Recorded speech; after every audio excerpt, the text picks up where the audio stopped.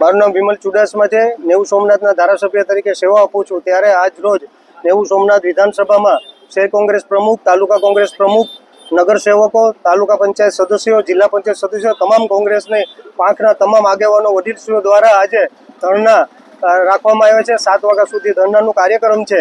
કારણ કે NEET exam અવારનવાર પેપરો ફૂટે છે, ત્યારે આ એક વાર નહીં, 2 વાર નહીં, પણ 5-5, 7-7 વાર આ પેપર ફૂટ્યા છે અને વિદ્યાર્થીઓ કેટલાક મહિના અને વર્ષોથી એની તૈયારી કરતા હોય અને પેપર આપ્યા પછી પેપર ફૂટી જતું હોય અને પછી એમને ક્યારે પરીક્ષા ભરવી, લાંબા સમય ડબલ વાર પેપર ફૂટતા હોય, ડબલ વાર એમને પરીક્ષા ભરવી પડતી હોય, ત્યારે સરકારની જિમ્મેદારી હોય છે। અને સરકારી જિમ્મેદારી હોય ત્યારે એક વાર હોય તો બરાબર છે, પણ અન્ય વાર પેપર ફૂટતા હોય ત્યારે કેન્દ્રીય શિક્ષણ પ્રધાનને રાજીનામું આપવું જોઈએ। આજે પેટ્રોલનો ભાવ વધી રહ્યો છે, વચમાં તો પેટ્રોલ અને ડીઝલ પણ નહોતું મળી રહ્યું। ગેસનો ભાવ એક વાર નહીં પણ 2 વાર વધી રહ્યો છે, અંદાજે 80 રૂપિયા જેટલો વધી ગયો છે।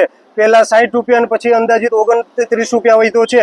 પેટ્રોલ ડીઝલનો ભાવ આજે મોંઘવારી ત્રાહિમામ થઈ છે। તમે બકાલું લેવા જાય કે કોઈ દુકાને જાય કે કોઈ પણ વસ્તુ, ખેડૂતો છે, આજે ખેડૂતો પણ આજે તેમને ખાતર નથી મળી રહ્યું। આજે વાવણીનો સમય થઈ ગયો છે, ત્યારે ખેડૂતોને વાવણી માટે થઈને ખાતર નથી મળી રહ્યું, ખાતરની અછત છે, બિયારણ નથી મળી રહ્યું। ત્યારે સમગ્ર ભારત અને ગુજરાત રાજ્યમાં સંપૂર્ણ રીતે આ ભારતીય જનતા પાર્ટી અસફળ રહી છે અને ત્યારે લોકો ત્રાહિમામ થયા છે। ત્યારે લોકો વતી અમે લડવા માટે આ ઉપવાસ ઉપર બેઠા છે, છતાં પણ અમારી માંગણી નહીં સ્વીકારવામાં આવે તો ગાંધી ચિંધ્યા માગે આંદોલન કરશું, રસ્તા રોકો આંદોલન કરશું, જરૂર પડે તો ઉપવાસ ભૂખ હડતાલ પણ કરવામાં આવશે।